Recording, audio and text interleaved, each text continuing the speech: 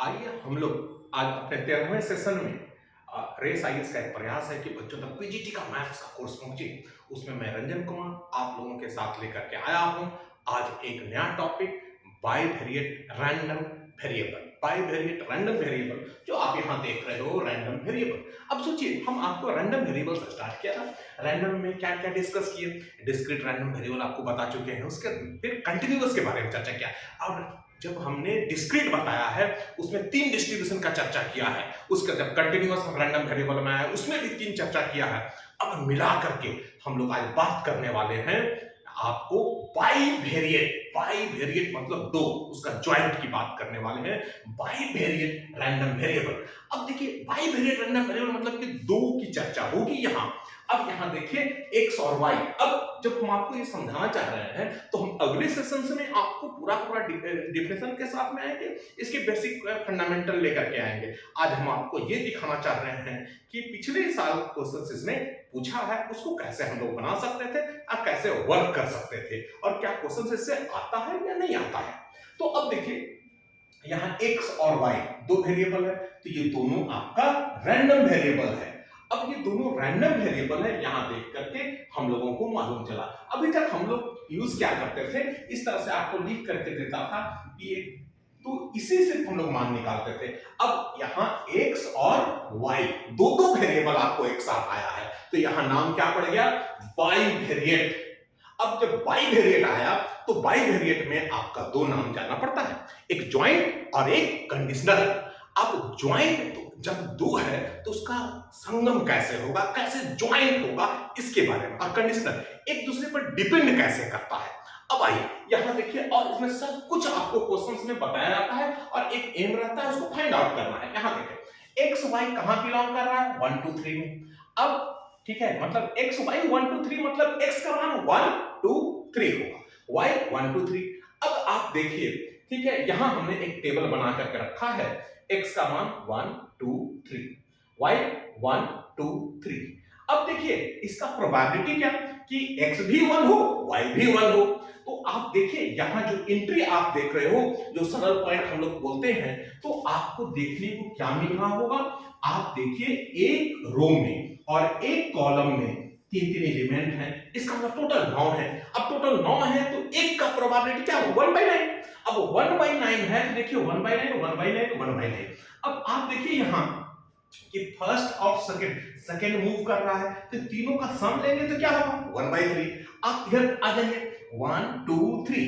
अब यहां एक ही कॉलम में इसका सम लीजिएगा तो 1/3, अब इसका सम लेंगे तो कितना 1। तो ये आपका मार्जिनल, आपको हम बताएंगे कि मार्जिनल डिस्ट्रीब्यूशंस कैसे निकलता है, कैसे काम होता है, उसके फंडामेंटल और उसके एग्जांपल 2-3 लेकर के भी हम आपको सिखाएंगे जो हम लोग अपने नेक्स्ट सेशन में करने वाले हैं।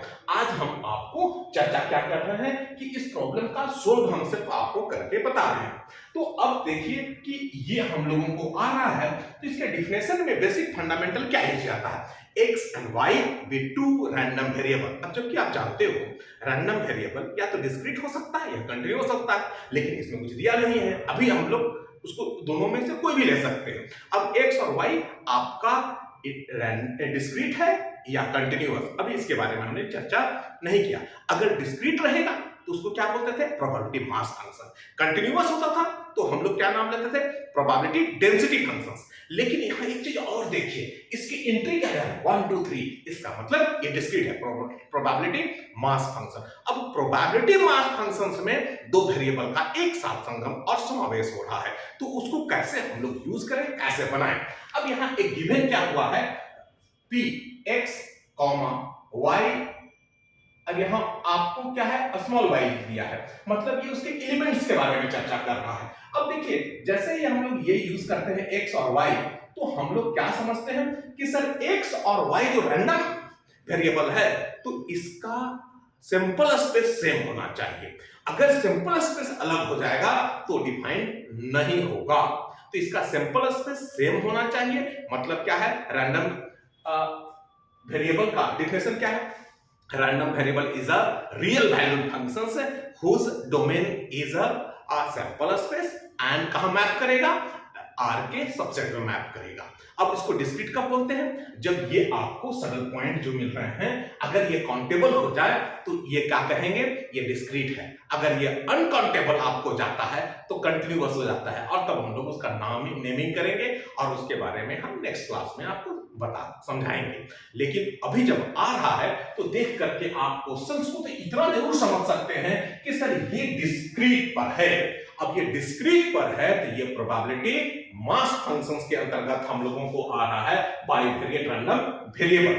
अब इसका हमने एक क्वेश्चन जो दिया था उसके बारे में चर्चा कर रहे हैं। p of x into p of y, मतलब x का सम कितना जा रहा है इनटू p ऑफ y जब लेते हैं तो 1/9 ये गिवन है। अब ये 1/9 गिवन है, देखिए हमने हर जगह रख दिया है और आप इसको देख करके समझ सकते हैं। मतलब ये कितना का हो सकता है, तो हम कहें क्या कि px = 1 y = 1, तो भी मान आपका कितना होगा 1/9। तो अलग अलग पॉइंट्स का मान आप निकाल सकते हो, लेकिन एम क्या दे रखा है?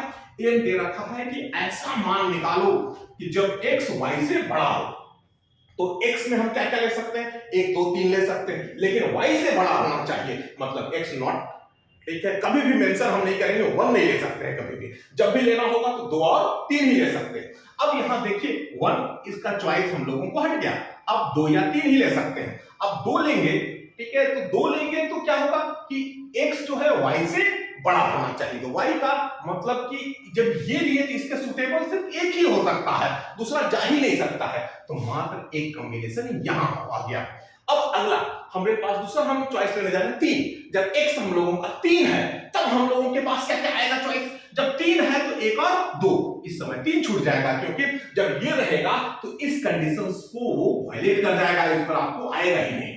अब आप देखिए जब इतना लिख दिया है तो यहां 3 बात हो रहा है। अब 3 बात हो रहा है कब? px = 2, y = 1, px = 3, y = 1, px = 3, y = 2। अब प्रत्येक का मान क्या है? 1/9 1/9 1/9, कितना आ गया? 1/3। अब ये कितना कहां है आपके? तो सर ये सेकंड में है। अब आप देखिए ये जो हम लोगों ने बना करके बताया तो ये इसके बेसिक फंडामेंटल से हैं, कहीं इसमें कोई शॉर्टकट नहीं है, और इसको पूरा लिख करके हम आपको बना करके बता रहे हैं। अब देखिए इस पूरे सेक्शंस में मतलब हम कितना दूर तक लेकर के जाएंगे, जो नेक्स्ट सेशन होगा उसको डिफाइन करेंगे। बाइवेरिएट रैंडम वेरिएबल क्या होगा, उसको पूरा का पूरा जो केस है कौन कौन सा, मार्जिनल, फिर उसके बाद कंडीशनल, तो ये दोनों को हम बाइफरकेट करेंगे और डिफिनेशन के साथ साथ एग्जांपल लेंगे, और एग्जांपल लेकर के ह्यूमन बेस्ड का एग्जांपल लेंगे और डिफरेंट एग्जाम में आपको कुछ पूछे हुए क्वेश्चंस को उठा करके चर्चा करेंगे। लेकिन आप लोगों से एक शिकायत है कि आप लोग अभी तक कमेंट नहीं किया, इसीलिए हमने नॉर्मल डिस्ट्रीब्यूशन में सिर्फ आपको स्टैटिस्टिकल इन्वेस्टिगेशन का क्वेश्चन सोल्व करके छोड़ रखा। अगर आप लोग को नीड है तो आप लोग कम से कम कमेंट कीजिए, बताइए कि हम लोगों को गेट का क्वेश्चन चाहिए, नेट का क्वेश्चन चाहिए, तो हम आपको उसमें मदद कर देंगे। तो हम बेसिक फंडामेंटल डिस्कस करते हुए और पीएचडी का आगे बढ़ाएंगे, और आप लोग हम लोगों का एक सहयोग कीजिए कि हम लोगों का प्रयास है कि अगर ऑनलाइन बच्चे को पढ़ाया जाए, इसके लिए बेसिक नीड होता है कि कम से कम 1000 सब्सक्राइबर चाहिए। तो ठीक है, आप लोग को भी कोई दिक्कत नहीं होगा।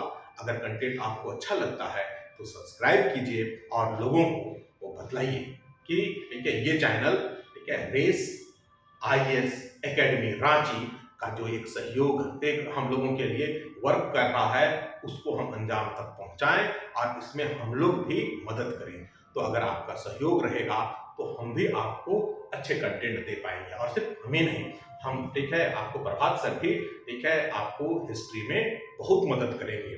तो अगर आप चैनल को सब्सक्राइब करने में मदद करते हैं तो हम तो आपको मैथ्स से डील कर रहे हैं, सर अपने सब्जेक्ट लेकर के आगे बढ़ेंगे तो हम लोगों का एक टीम है।